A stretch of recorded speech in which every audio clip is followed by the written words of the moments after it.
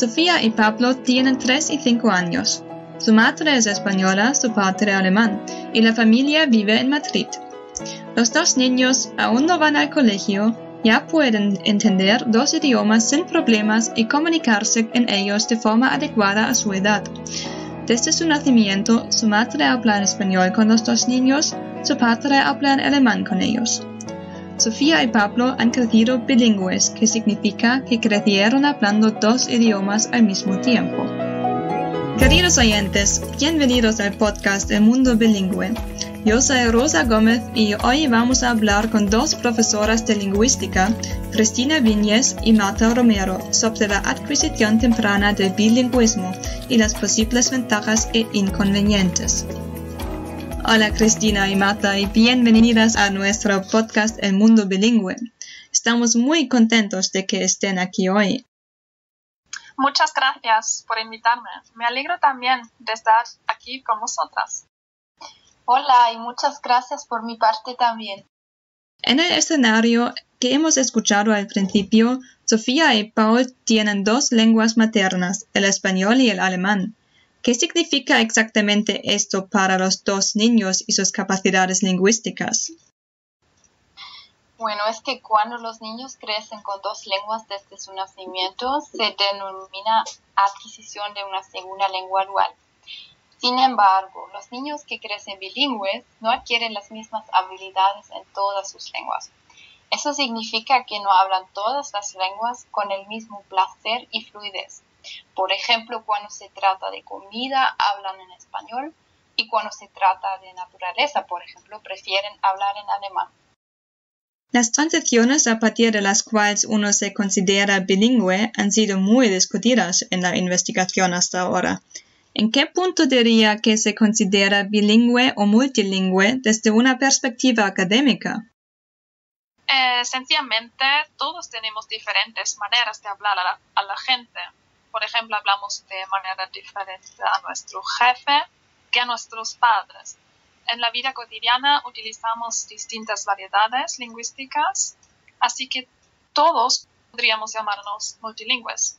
Hablamos aquí de multilingüismo interior. Además, en muchos países y continentes del mundo, el multilingüismo ya es un caso normal. Debido a la creciente interconexión de las sociedades desde la globalización y a causa de la migración, cada vez más niños crecen siendo multilingües, ya sea porque hablan una lengua diferente en la familia que en la escuela, o porque sus padres son de diferentes orígenes, como en el caso de Sofía y Pablo. A menudo se oye que se considera la edad una condición para poder hablar de bilingüismo.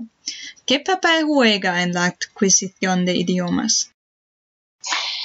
Es que la edad no es en absoluto una condición para ser considerado bilingüe o multilingüe. Sin embargo, hay algunas diferencias en el nivel lingüístico si se aprende un idioma después del final de la pubertad.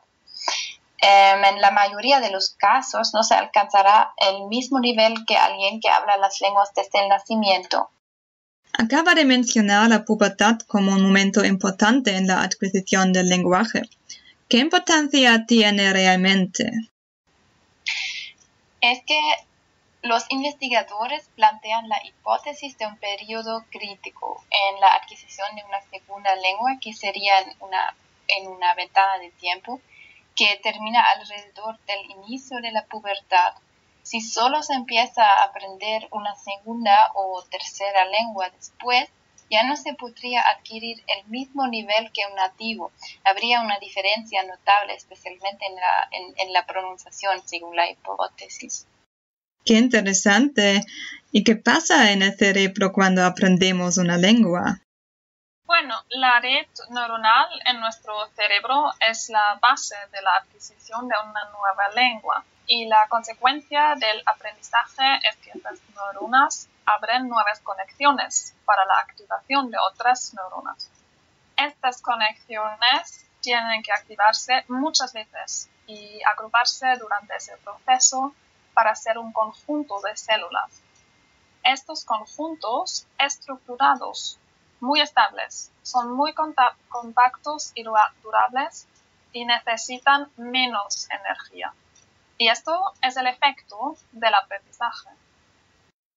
Nuestro cerebro consiste de varias estructuras, ¿no?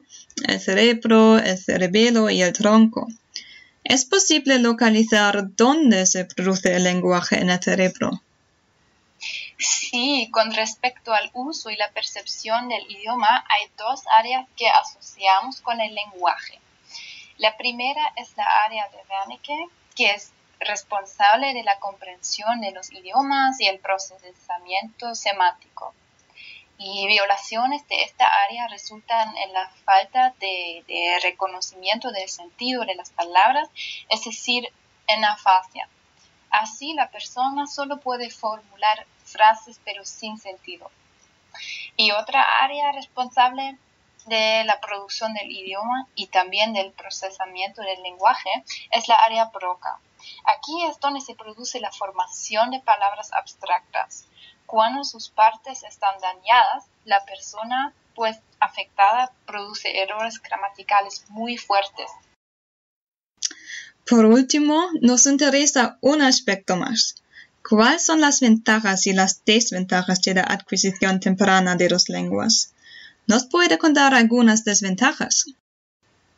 Existen algunas desventajas, sí. Por ejemplo, los niños que crecen de forma bilingüe no responden con tanta precisión y responden más lentamente a las tareas de nombramiento de imágenes. Y esto incluso cuando las tareas se realizan en su lengua dominante. Es porque los niños tienen un vocabulario mucho más amplio que los niños monolingües, que solamente tienen una palabra para cada cosa. Otra desventaja que puede ocurrir a veces es una doble semilingualidad. Esto puede ocurrir cuando la primera lengua se aprende de forma incompleta y entonces la segunda lengua tiene un influjo negativo. ¿Y cuáles son las ventajas? Si la primera lengua está bien apoyada, la segunda también es beneficiosa para los niños. Y los niños bilingües tienen, según investigadores, una flexibilidad mental más alta y más creatividad. Y el bilingüismo es bueno para la conciencia metalingüística de los niños. Ellos tienen una elevada atención porque todo el tiempo una de las lenguas está suprimida y eso es un entrenamiento para el cerebro. Además, el bilingüismo temprano tiene un efecto positivo en las estructuras cognitivas del cerebro y facilita el aprendizaje de una tercera o cuarta idioma. Muchas gracias. Es un tema muy interesante.